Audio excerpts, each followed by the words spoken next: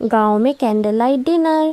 सपना और सुगंधा दोनों सगी बहनें थी, परंतु दोनों के विचार एक दूसरे से बिल्कुल अलग थे। सपना सुगंधा से 1 साल बड़ी थी और पोस्ट ग्रेजुएशन करने के साथ साथ कंप्यूटर कोर्स भी कर रही थी, क्योंकि वह एक बड़ी कंपनी में जॉब करना चाहती थी। घर के काम करना उसे बिल्कुल भी पसंद नहीं था और ना ही वह घर के काम में अपनी माँ की मदद करती। उधर सुगंधा ने बीए करने के बाद आगे की पढ़ाई के प्राइवेट फॉर्म भर दिए। घर पर ही पढ़ती और पेपर देने कॉलेज जाती। सुगंधा ने सिलाई, कढ़ाई, बुनाई सारे काम सीख लिए और घर के काम में हमेशा माँ की मदद करती।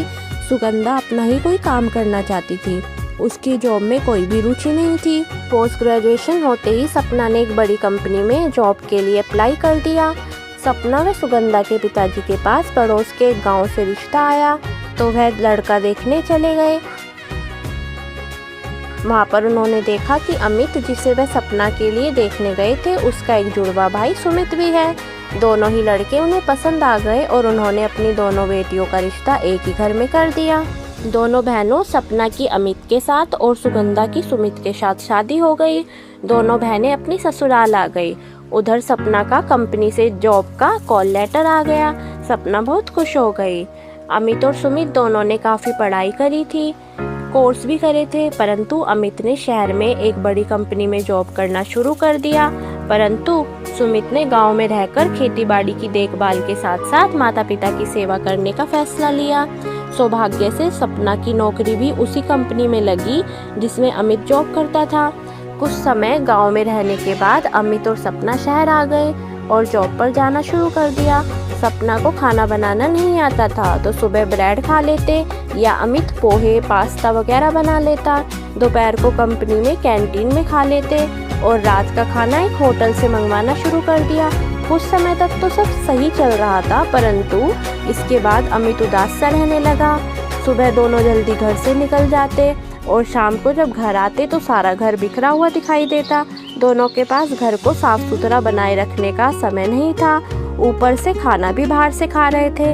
परंतु अमित जानता था कि सपना भी उसकी तरह जॉब कर रही है, वह भी थक जाती है, घर संवारने का वक्त उसके पास भी नहीं है। इसके साथ ही अमित ने महसूस किया कि उसके और सपना के पास एक दूसरे से बात करने का, एक दूसरे के साथ घूमने का, सुख दुख की बातें करने का भी समय नहीं है। दोनों शाम को थके हारे घर आते, चाय पीकर कुछ पल आराम करते, रात का खाना खाते और सो जाते और सुबह वही ऑफिस जाने की तैयारी। बस यही जीवन है उनका। ऐसे ही समय बीतने लगा। ऐसे ही शादी को 1 साल होने में 1 हफ्ता रह गया था। तब सपना ने सुगंधा को फ़ोन करा और उसे बताया कि वह और अमित शादी की एनिवर्सरी पर 5 स्टार होटल में कैंडल लाइट डिनर पर जाएंगे।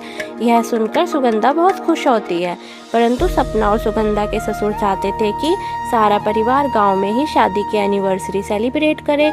उन्होंने अमित को गांव में आने के लिए फ़ोन कर दिया। सपना ये जानकर उदास हो गई कि एनिवर्सरी अब गांव में मनानी पड़ेगी, परंतु ससुर की आज्ञा तो माननी ही थी। दोनों ने 1 हफ्ते की छुट्टी ले ली और एनिवर्सरी के दिन शाम तक गांव पहुंच गए। घर पहुंचकर अमित ने देखा कि घर बहुत साफ सुथरा है, हर चीज़ सलीके से रखी हुई थी। उसे अजीब सी शांति व खुशी महसूस हुई। सपना और सुगंधा के ससुर ने अपने दोनों बेटों को अंगूठी दी। दोनों ने अपनी अपनी पत्नियों को पहना दी।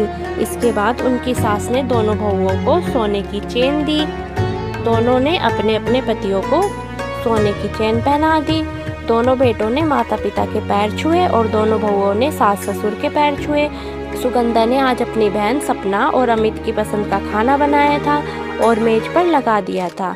इसके बाद सुगंधा ने घर में लगाई हुई सारी कैंडल जला दी और मेज पर लगाई हुई कैंडल भी जला दी और लाइट ऑफ कर दी। सारा घर जगमगा उठा।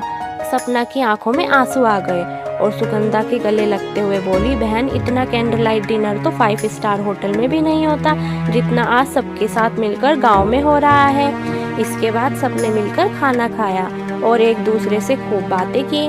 सपना और अमित 1 हफ्ते गांव में रहे। सपना ने सुगंधा से खाना बनाना सीखा और अमित की पसंद की सभी चीज़ें बनाना सीख गई। पिछले 1 साल से जो प्यार, अपनापन, खुशी, सुख, शांति सब जॉब के कारण कहीं खो गया था, वह 1 हफ्ते में फिर से मिल गया। छुट्टी खत्म होते ही अमित और सपना शहर जाने के लिए तैयार हो गए, परंतु अमित ने कहा, पिताजी, भले ही हम शहर में रह रहे हों, परंतु हर त्योहार, हर एक खुशी हम सब मिलकर हमेशा गांव में ही मनाएंगे, क्योंकि असली खुशी तो परिवार के साथ मिलकर मनाने में ही मिलती है। सभी हंसने लगते हैं। ऐसे ही मज़ेदार कहानियाँ देखने के लिए हमारे चैनल को लाइक, शेयर एंड सब्सक्राइब करें। नमस्ते, फिर मिलते हैं अपनी दूसरी नई कहानी में।